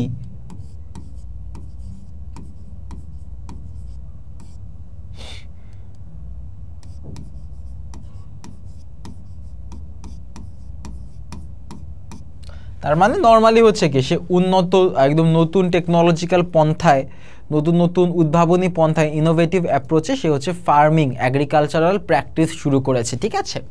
আচ্ছা, farming is basically agricultural practice. He has two other brothers who are graduates in different disciplines, যারা ভিন্ন ভিন্ন হচ্ছে কি ডিসিপ্লিনে, ভিন্ন ভিন্ন সাবজেক্টে। এখানে ডিসিপ্লিন বলতে শৃঙ্খলা বোঝানো হয়নি, ভিন্ন ভিন্ন হচ্ছে কি সাবজেক্ট সেটা বোঝানো হয়েছে, ভিন্ন ভিন্ন বিষয় বোঝানো হয়েছে। তাহলে হি has two other brothers who are graduates in different disciplines. The specialty of the Islam family is that they all are living in their village. তাহলে সবাই হচ্ছে কি পড়াশোনা করেছে, কিন্তু তারপরেও ওরা গ্রামেই থাকে, শহরে না গিয়ে। And all are renowned in their own fields. তাহলে এবং সবাই নিজের হচ্ছে কি ক্ষেত্রে খুব পারদর্শী এবং খুবই হচ্ছে কি ওদের সুনাম আছে। দেখি কোন কোন ক্ষেত্রে। একজন তো জানলাম, একজন কৃষি বিশ্ববিদ্যালয় থেকে হচ্ছে পড়াশোনা করে শহরের উন্নত জীবনযাপন বাদ দিয়ে গ্রামে এসে অ্যাডভান্সড ফার্মিং করছে, অবশ্যই গ্রামের মানুষের উন্নতির জন্যই করছে। আর বাকি দুজন দেখি কি করে। Mister Islam's younger brother who is a Rajshahi University graduate is a science teacher in a local school. সে হচ্ছে লোকাল হচ্ছে কি স্থানীয় একটা স্কুলে হচ্ছে কি সে সায়েন্সের teacher. His youngest brother is a social science graduate who likes to start A local NGO for his area. তাহলে হচ্ছে কি তার যে একদম ছোট ভাই সে হচ্ছে কি একটা সমাজবিজ্ঞানের হচ্ছে কি সমাজবিজ্ঞান এর কোন সাবজেক্টের, নট নেসেসারিলি সমাজবিজ্ঞান সাবজেক্টেরই, সমাজবিজ্ঞান অনুষদের হয়তো বা কোনো সাবজেক্ট হতে পারে, যেমন ডেভেলপমেন্ট অথবা সমাজকর্ম কোনো একটা হতে পারে। তো ওর যে ছোট ভাই সে হচ্ছে কি সোশ্যাল সায়েন্সের গ্র্যাজুয়েট এবং সে হচ্ছে কি একটা এনজিওতে, কোথায়? Local NGO. হ্যাঁ, লোকাল এনজিও শুরু করতে চায় নিজে থেকে। এনজিওটা হচ্ছে কি নন গভর্নমেন্টাল অর্গানাইজেশন, সাধারণ হচ্ছে মানুষের উন্নতির জন্য কাজ করে। নর্মালি হচ্ছে কি গভর্নমেন্ট মানুষের উন্নতির জন্য কাজ করতে চায় জনসাধারণের, কিন্তু অনেক সময় দেখা যায় কি জনসাধারণের উন্নতির জন্য গভর্নমেন্ট পৌঁছাতে পারে না, তখন হচ্ছে নন গভর্নমেন্টাল যে অর্গানাইজেশনগুলো, এনজিওসগুলো হেল্প করে মানুষজনকে। তাহলে দেখো তিন ভাইয়ের তিনজনই কি একজন এক এক বিষয়ে পারদর্শী, একজন কৃষিতে, একজন কি সায়েন্সে, একজন কি সোশ্যাল সায়েন্সে। কিন্তু তিনজনে কি নিজের গ্রামে ফেরত এসে সেই গ্রামের উন্নতির জন্য, একজন কৃষিকাজ করে, একজন হচ্ছে কি টিচিংয়ের মতো মহৎ একটা পেশায় নিয়োজিত, আরেকজন হচ্ছে কি এনজিও চালু করতে চায় মানুষের সাহায্য করতে। When asked what makes you decide to stay here in this village, অবশ্যই মানুষ তো কিউরিয়াস হবেই যে কি এরা সবাই এত উচ্চশিক্ষিত তারপরও কেন গ্রামে এসে থাকে। Mister Islam smiled and said, look, it's sure that we could leave the village for city life. আমরা হয়তো বা গ্রাম ছেড়ে শহরের জীবনযাপনের জন্য যেতে পারতাম। I could be a banker or my brothers could be bureaucrats. Bureaucrat কি? আমলা, একটু লিখে রাখো। আমলা, আমলা কি হাসিম আমলা? না, আমলা হচ্ছে যে সচিব, ধরো সচিবালয় থাকে না, সচিব, সরকারি কর্মকর্তা, উচ্চ পদস্থ সরকারি কর্মকর্তা, হায়ার গভর্নমেন্ট অফিসিয়ালস। ওকে, হায়ার পজিশন গভর্নমেন্ট অফিসিয়াল, এটা মনে রাখলেই হবে। উচ্চ পদস্থ সরকারি কর্মকর্তাই হচ্ছে বিউরোক্র্যাটস। হতেই পারতো, but it did not attract us. But এই যে উন্নত জীবনযাপন শহরে কি হিসাবে, বিউরোক্র্যাট হিসাবে অথবা হচ্ছে কি ব্যাংকার হিসাবে, সেটা ওদেরকে আকর্ষণ করে নাই, অ্যাট্রাক্ট করে নাই। We are sons of this soil, আমরা এই মাটিরই সন্তান।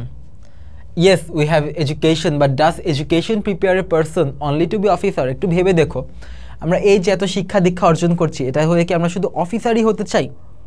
আমরা তো অনেকভাবে আমাদের শিক্ষাকে কাজে লাগাতে পারি। এই যে যেমন হচ্ছে মিস্টার ইসলাম, সে কী করেছে, সে হচ্ছে পড়াশোনা করেছে এগ্রিকালচার ইউনিভার্সিটিতে, সে তারপর নিজের গ্রামে এসে উন্নত কৃষি ব্যবস্থা করছে, উন্নত কৃষির চর্চা করছে, আরও ফসলের উৎপাদন বাড়াচ্ছে, প্রোডাকশন হারভেস্ট আরও বাড়াচ্ছে।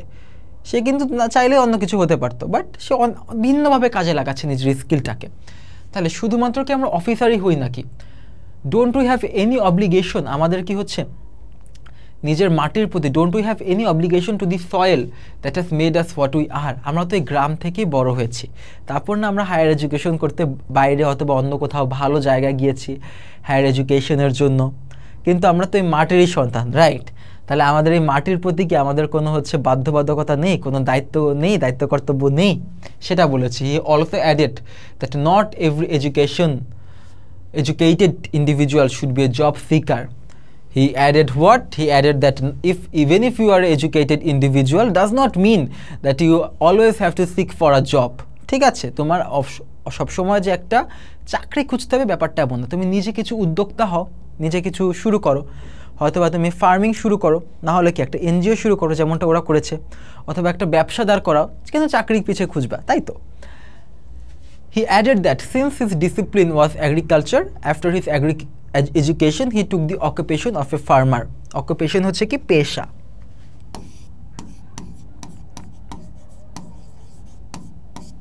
সে কৃষির পেশায় নিজেকে নিযুক্ত করেছে।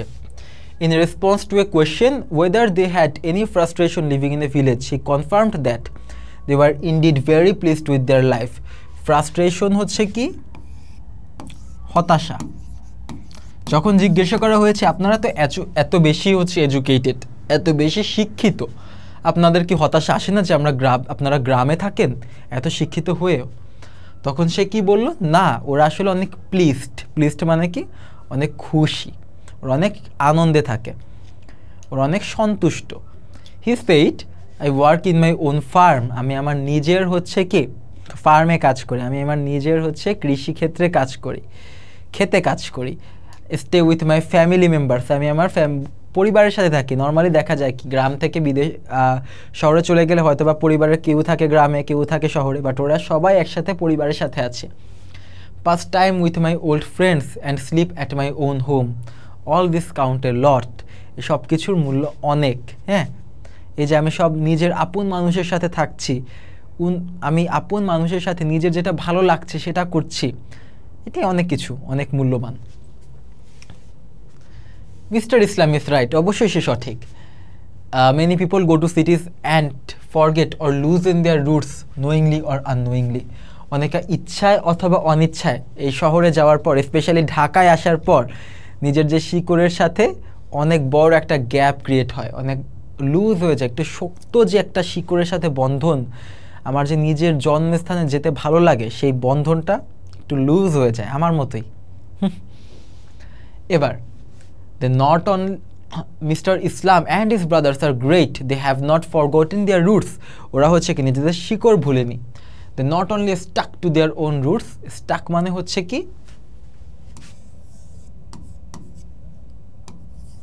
অবিচ্ছিন্নভাবে লেগে থাকা।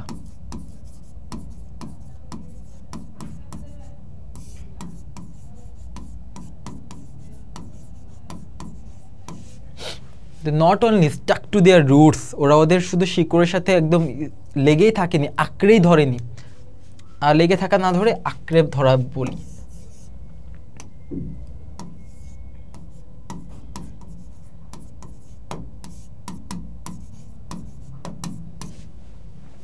They have been torch bearers for others to be respectful of their roots.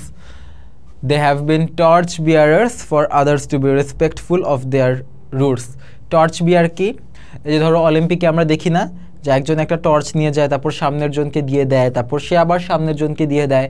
Torch bearer মানে হচ্ছে কি পথ প্রদর্শক, ঠিক আছে? তাহলে একজন থেকে আরেকজনে প্রবাহিত হয়। আবার এভাবেও চিন্তা করতে পারো, একজন হচ্ছে আলো দেখিয়ে নিয়ে যাচ্ছে আর পিছে সবাই তাকে ফলো করছে, এটাও হচ্ছে কি সে হচ্ছে সবাইকে আলো দেখাচ্ছে, তাই তো? টর্চ বিয়ারার অথবা পথ প্রদর্শক, ঠিক আছে? এটার হচ্ছে অর্থ কি পথ প্রদর্শক।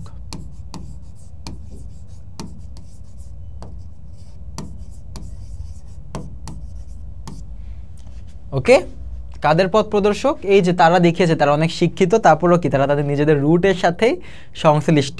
এরকম অন্য মানুষকেও কি তারা এরকম দেখাবে যে তোমরাও শিক্ষিত হয়ে নিজের গ্রামের জন্য, নিজের জন্মভূমির জন্য কিছু করো। আমরা চলো এবার হচ্ছে আজকে আমাদের সর্বশেষ প্যাসেজটা দেখে, অ্যান্ড লাস্টের প্যাসেজটা আসলে অনেক বেশি ইন্টারেস্টিং। হ্যাঁ, it's about Michael Madhusudan Dutta, one of the greatest writers in the history of this Indian subcontinent, and তার লাইফ নিয়ে আসলে সে কীভাবে হচ্ছে যে একটা ফ্যাসিনেশন ছিল বাইরের একটা জগতের প্রতি, যে আমি আসলে মনে করতো বাংলাদেশ তো ভালো লাগতো না তার, তাই তো ভালো লাগতো না। সে ইংলিশ নিয়ে হচ্ছে wanted to be Englishman. হ্যাঁ, সে আসলে ইংল্যান্ড নিয়ে, ওয়েস্ট নিয়ে অনেক বেশি স্বপ্ন দেখতো, ফ্যাসিনেশন করতো, কিন্তু পরে তার ভুলটা ভাঙে যে না, সে আসলে এই মাটির মানুষ, সে বাংলার মানুষ, and he belongs to Bangla, not to the West. Okay, let's see. Michael Madhusudan Datta was a celebrated 19th century Bengali poet and dramatist. Celebrated কি? Famous. তাহলে দেখো, Michael Madhusudan Dutta was a famous, মানে তাকে সবাই সেলিব্রেট করতো, মানে তাকে সবাই হচ্ছে পছন্দ করতো। তার মানে কি? he was a renowned, he was famous Bengali poet and dramatist. Poet তো আমরা জানি কবি, ড্রামাটিস্ট কি? নাট্যকার। ড্রামাটিস্টের আরেকটা হচ্ছে কি? Playwright. ঠিক আছে, অথবা নাট্যকার। Okay, he was born in Sagardari on the bank of Kapotaksha river, a village in Keshabpur upazila under Jessore district. হ্যাঁ, তার জন্মস্থান নিয়ে বলা হয়েছে, not that important. From an early age Michael aspired. What is aspire? আকাঙ্ক্ষা করা, ঠিক আছে। To have a determination, to have a will, ঠিক আছে, আকাঙ্ক্ষা করা, ঠিক আছে। ওর একটা আকাঙ্ক্ষা ছিল, ইচ্ছা ছিল। আমরা যদি ইংলিশে দিতে চাই সেটা হচ্ছে কি, আর একটু ইজি ইংলিশে, এইম দেই, হি এইমড, ঠিক আছে। Michael aimed to be an Englishman in form and manner.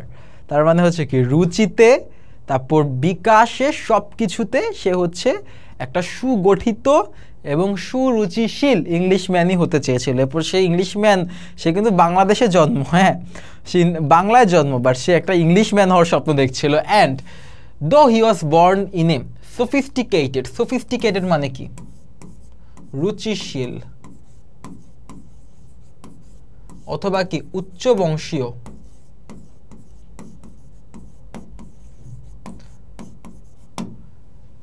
Though he was born in a sophisticated Hindu family, সে একটা উচ্চ বংশীয় রুচিশীল হিন্দু পরিবারে তার জন্ম হয়েছিল, তো সে তো আসলে বাংলা নিয়ে তার ফ্যাসিনেশন ছিল না, তার ফ্যাসিনেশন কি নিয়েছিল? ইংল্যান্ড নিয়ে, রাইট?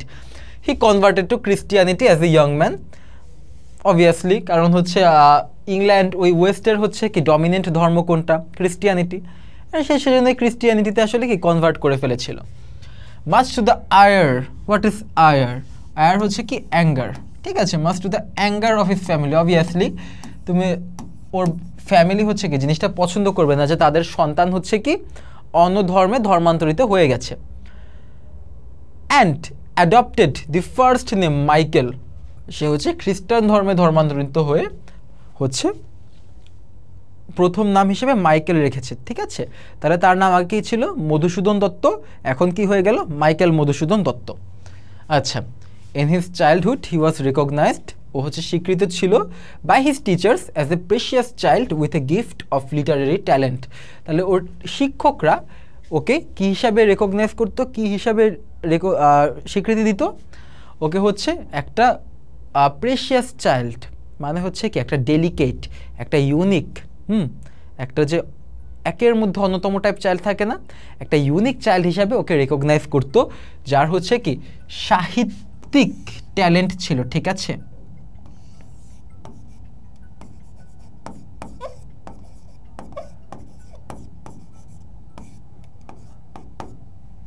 সাহিত্যিক মেধা, ট্যালেন্ট কি লিখছি, সাহিত্যিক মেধা ছিল তার হচ্ছে কি সাহিত্যিক একটা মেধা ছিল, ঠিক আছে। সে একটা প্রেশিয়াস, একটা হচ্ছে কি ডেলিকেট ইউনিক চাইল্ড ছিল, যার একটা সাহিত্যিক মেধা ছিল।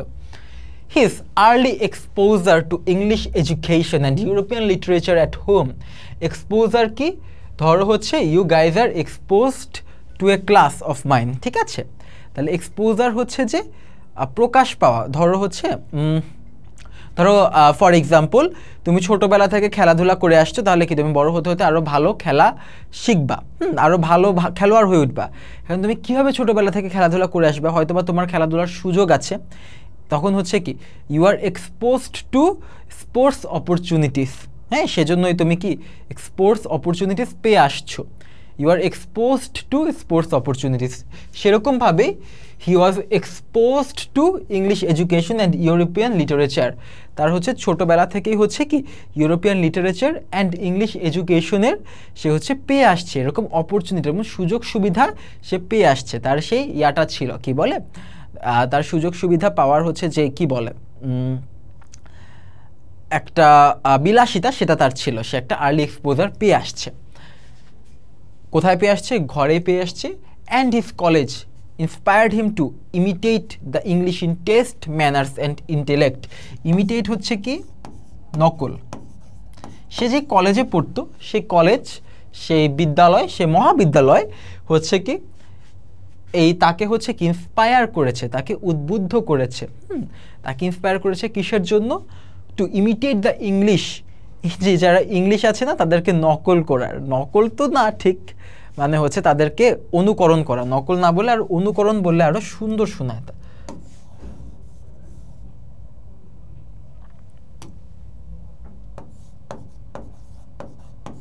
অনুকরণ,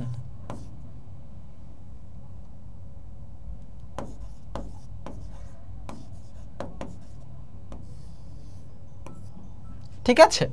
তার হচ্ছে কি একটা, তার যে কলেজ হচ্ছে তাকে উদ্বুদ্ধ করেছে ইংলিশদেরকে টেস্ট, রুচি, ম্যানার্স, ব্যবহার এবং ইন্টেলেক্ট, বুদ্ধিতে অনুকরণ করার ব্যাপারে। এবং সে করে আসছে। সে আসলে কি ছিল, তার দেহ ছিল বাংলায় কিন্তু তার মন ছিল কোথায়? ওয়েস্টে। সে মনে মনে কে ছিল? একজন ইংলিশই ছিল, ঠিক আছে। আচ্ছা, এবার সিন্স ইজ অ্যাডোলেসেন্স, অ্যাডোলেসেন্স কি বয়ঃসন্ধি অথবা টিনেজ, ঠিক আছে। ওর টিনেজ থেকে he started believing that he was born on the wrong side of the planet. এরকমটা মনে করতো আমি আসলে দুনিয়ার অন্যদিকে, ভুল দিকে জন্ম হয়েছে, আমার তো জন্ম হচ্ছিল ইংল্যান্ডে, বাট আমার জন্ম হয়ে গেছে বাংলাদেশে।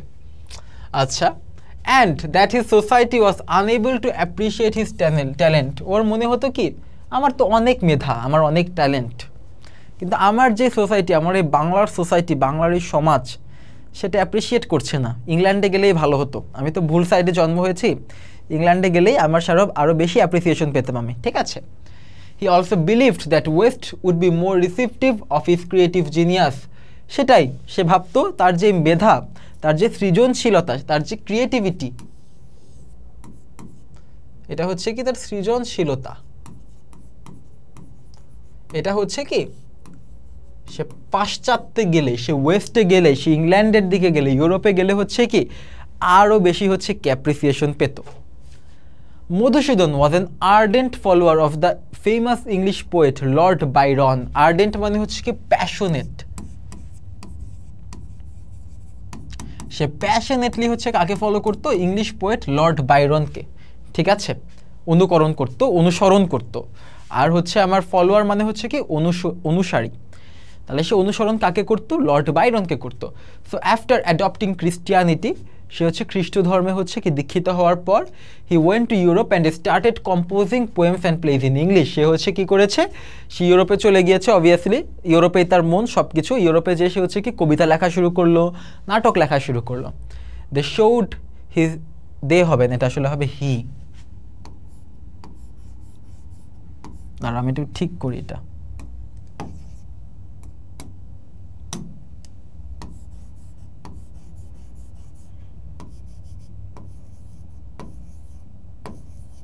ওকে, he showed his higher level of intellectual ability.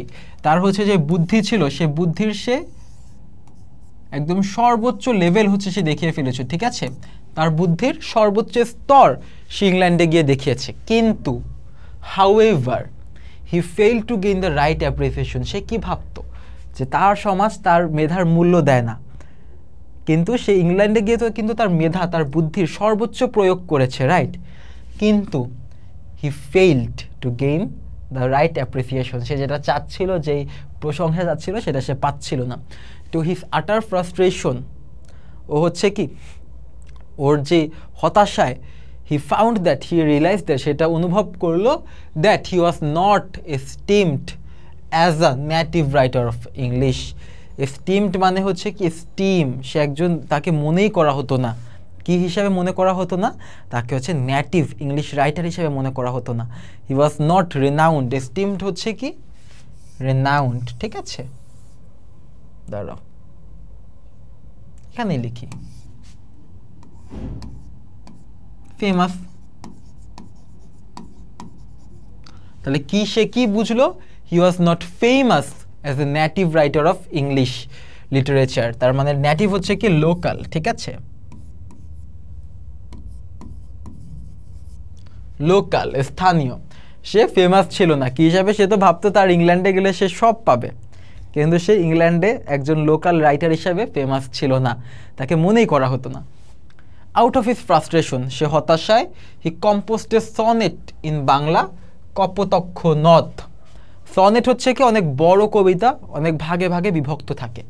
সে হচ্ছে ফ্রাস্ট্রেশনে পড়ে, হতাশায় পড়ে সে এবার বাংলা, সেটা এতদিন কি ইংলিশে হচ্ছে কি লিটারেরি প্র্যাকটিস করেছে, রাইট? সে এখন বাংলায় প্র্যাকটিস করতে আসলে, এবং he wrote a sonnet which earned him huge reputation in Bangla. সে এতদিন ইংলিশে করে কোনো রেপুটেশন পায়নি, কিন্তু নাও এখন সে বাংলায় রচনা করে, সে বাংলায় কম্পোজ করে, হি ইজ নাও ফেমাস, ঠিক আছে? গ্র্যাজুয়ালি হি কুড রিয়েলাইজ, আস্তে আস্তে সে উপলব্ধি করলো, সে বুঝলো। কি বুঝলো? His true identity lay in Bengal and he was a sojourner in Europe. হ্যাঁ, তার আসলে প্রকৃত তার পরিচয় কোথায়? বেঙ্গলে। সে মনে মনে যতই ভাবুক আমি ইংল্যান্ডে যাই, ইংল্যান্ড হতে চাই, ইংলিশ হতে চাই, না, সে প্রকৃতভাবে একজন বাঙালি, এবং তার প্রকৃত পরিচয় বাংলাতেই। And he was just a sojourner in Europe. What is sojourner? Sojourner হচ্ছে যে টেম্পোরারি রেসিডেন্ট, হ্যাঁ, গেস্ট অথবা কি টেম্পোরারি রেসিডেন্ট।